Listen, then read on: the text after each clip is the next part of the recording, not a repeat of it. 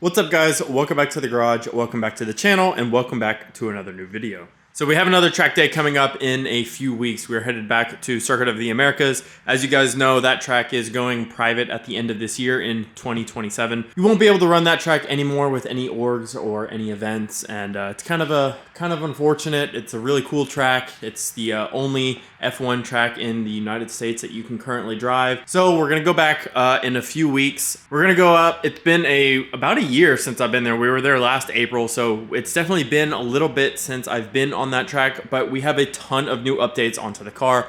Obviously, we have the big brake kit, we have the entire full aero kit, we have the SPL with all of these solid bushings, and overall the car is just set up a lot better, as well as I've just gotten a lot more experience with this thing and just kind of developed overall as a driver. But part of that development as a driver needs to come with, you know, obviously seat time, and then a lot of it comes on the back end, watching a lot of my laps, looking through data, and kind of seeing where I can improve, comparing laps, comparing it to other people, as well as a little bit of coaching from other people, sending them my laps and whatnot. And that's because up until now, I've only been using a Draggy, which is like the little device that you guys might know for recording what people often do in drag racing. They do 60 to 130s, quarter miles, 0 to 60, all that kind of info. That is really common in that world. Well, recently they kind of opened up and started getting into some of the track info. So they created a new app called Draggy Lap, and it's super good for, you know, kind of showing you some info. It was pretty good at timing. It's got a decent app that you're able to see a good amount of info on. And up until just recently, about a week ago, they finally added the ability that you are now able to export data onto a file so that you can overlay onto your videos. So as you guys saw on my last track video, I was finally able to overlay some of the data, so the speed, GPS, all that kind of stuff,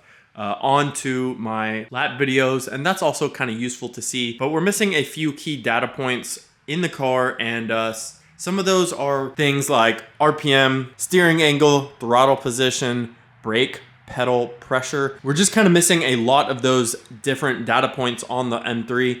And some of those would be really useful for, you know, getting a little bit better on driving, being able to see. It's only so useful to be able to see, you know, if you say you went flat through a corner, but did you really go flat through the corner, or did you lift a little bit? So I want to be able to see all of that information, and in order to do so, we need to kind of step up our game when it comes to data acquisition and timing. So I went ahead and picked up an AiM Solo 2 DL. If you guys know, this is like one of the go-to standards for lap timing, just basically across the entire motorsport community. They kind of use it for all of the timing. They have a decent camera system. It's not great, but the timing system is very good, and this will be able to connect to the CANBUS of the F80, and we will be able to see all of our information, including, you know, all the car data, so temperatures, what gear I'm in, RPM, speed, throttle position, brake position, wheel speed sensors, you name it. There's a ton of different channels that are being recorded as we are on track. So in order to do that, we need to have this wired up to the CANBUS. So obviously I have a set of wires here, and I'm going to be wiring this into the CANBUS, which is the access point is here in the passenger footwell. And now this isn't terribly complicated, but it is going to take a little bit of work. There are some panels that we need to get to underneath here, and then we also have to, well, we got to take a few of these little things off, but we need to get some of the CANBUS wires out and disconnected, and then we can tap into them. I'm gonna be using a PosiTap kit set, so I got those. Obviously, before we do any of this, we want to disconnect the battery, as we want to stay safe as possible while doing any of this, especially with ECU wires. Now, there's some good videos online of other people having this installed, so I'm gonna go ahead and get this just all wired up into the car. Obviously, you guys see I picked up some of these PosiTaps. They're just from Amazon, so if you guys need this, you can pause and get this. But I'm going to go ahead and get this all wired up into the M3. It will be really nice to have all of this information. And then I want to show you guys as well, once we have it all wired up, where I'm going to get the AiM mounted in the car. And it's going to be movable because it's just a wire. So we run the wire wherever we want. It's both powered and the car data. So as long as we have that single wire, we can put it wherever we want, kind of for a good display. And I'm going to be able to overlay all of this info onto my POV videos, the GoPro videos that you guys see from my helmet. So first thing, let's get the trunk open. We'll get the battery disconnected, and then we can go ahead and get to getting off all of the covers and we can start wiring this into the CANBUS. Okay, so we got the battery disconnected. We've got everything apart in here. As you guys can see, I'm just using some of the forum info to kind of pull up what diagrams I need and what wiring harnesses I need to get. So we have a good diagram on here. I'll put the link to this in the description in case anybody needs it. Super useful, but basically we're gonna pull out the certain pins. So right now we're pulling out the power and the ground pin, and then we have the up here is the module for the connectors that we need for the CAN. So we'll pull out the pins out of that one, and then we can go ahead and splice those up. So like I said, we have our module here, or this is our wiring harness that we're going to be using. So you can see we have the 4 cables that we need to use.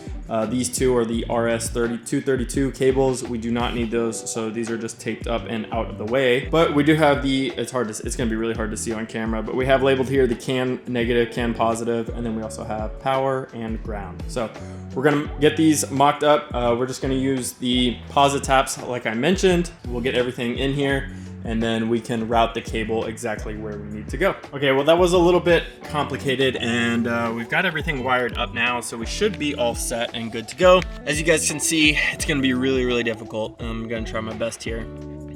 On the bottom, we have the positive. Let me see if I can remember these. So we have the positive, which is the red wire, and that's gonna be going to this connector pin right here. Now it goes to a green wire, and then this black one, which is the ground, goes to a brown wire. Now these are just the 2 for the power. Like I mentioned, the RS32 cables, those we just have taped up because we will not be using them. And then when we come up here, we go to the high and the low CANBUS wires. The low CANBUS wire goes to the red wire. So this is the white wire, goes to the red wire. These are the 2 RS32s that we're not using, but this is the white wire here that goes to the red. And then this blue wire goes to the red and blue wire. So it's a little bit difficult to see, but it is this connector up here in the middle right here, this one on my middle finger. A little bit difficult to see, but we've got everything all wired up. We just use the Positaps like I mentioned, and I just have everything wired up loosely for now. We're gonna go ahead and start the car, make sure the AiM powers up, and I have it set to read the RPM of the vehicle, so hopefully it shows RPM on the dash, and that means it's reading the CANBUS data correctly, and we should have everything from the computer all correct. So let's sit in here. Obviously we have power on the car. Oh, so it definitely has power. We got AiM to power on. We've got everything set here. Let's go ahead and fire it up. It's probably gonna be a little bit loud, so I don't know if you guys will be able to hear me.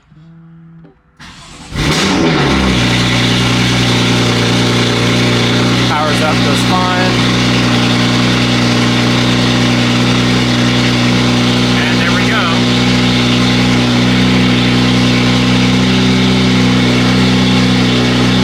RPM, baby. Well, that was a massive success. We got it working, and the AiM reads all of the data correctly. So you guys saw it kind of reads, I don't know if you could hear, but it's reading the RPM data from the car as it cold starts, as it revs, you name it. And obviously it's getting power when we turn on the vehicle. So the next thing I'm gonna do, I'm gonna go ahead and unplug it from the AiM, and then this is the kind of location that I want it to stay at right here. It's kind of like out of the way. It actually sits like lower than the dash, if you guys can see. So the only like part that kind of blocks my view is the suction cup, but it's really not that bad in general. So my goal is for the wire to come out here. I'm probably gonna try and get it to come out here through the steering column, so we have just a little bit. But that's gonna mean I need to run the wire all the way across the dash. I'm not sure what the best way is to go ahead and get across here, but we're gonna have to figure that out. So I'll take this wire out and then figure out a good way to run it behind the dash. And just like that, we have everything wired up and finished. So let me show you guys the final product. As you guys can see underneath here, obviously all the trim is all complete. You can't see absolutely anything. Everything's all wired up and clean down here. Everything is back how it goes. You can't see any of the wires anyway, all the way until we get over to the AiM. So we come around this side to the AiM, and you guys can see the wires are really clean. We ran everything up and behind through the dash, and then we come out through this little gap right here underneath the vent on the side. You guys can see there's just like a little bit of a pocket right here that this kind of fits into really nicely. The vent is still nice and pushed in, and we're not crimping on the wire. too hard or anything like that, but it's nice, kind of clean and out of the way. So it's a good location for it to sit right here, and super happy with the way this install came out. So that you guys know, this is obviously, we hardwired it, but this is the charging port in case you need that. And then obviously we have the port for the current wires that are running into it. This is just magneted to its mount, so it comes off really nicely just like that. And then it's also got some extra support stays. So if you want to screw in these little screws, they're like little spring loaded on there. So you push them in and then you can screw them in. But this thing isn't going anywhere. Plus it looks really cool on the interior. I feel like it kind of adds just a little bit more, like a little bit of race car touch, having the AiM sitting right there. So I want to show you guys. I know it's a little bit hard to tell from my point of view. I just can't quite get the camera far enough back, but it looks similar to this is kind of what I see as I'm driving. So you guys can tell.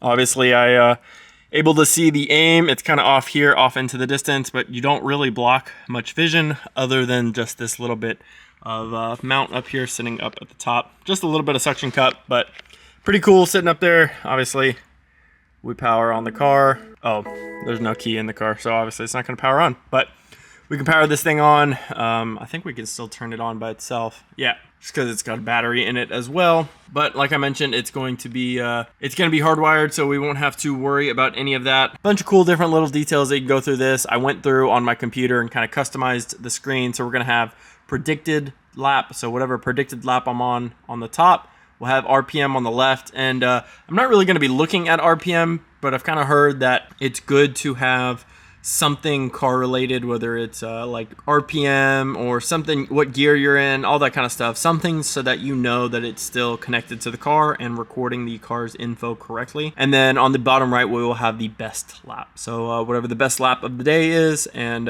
we can go from there. Now the AiM is really cool because it's going to be able to record obviously all of my data, and I can just plug it up to my computer and look at all of the data from each session once I'm done. But it's also really cool because it searches via GPS for the track. So it already knows the track. You just show up and you start going, and it already knows when you're going, and it just starts recording from then on. So really cool that I won't have to like kind of mess with it.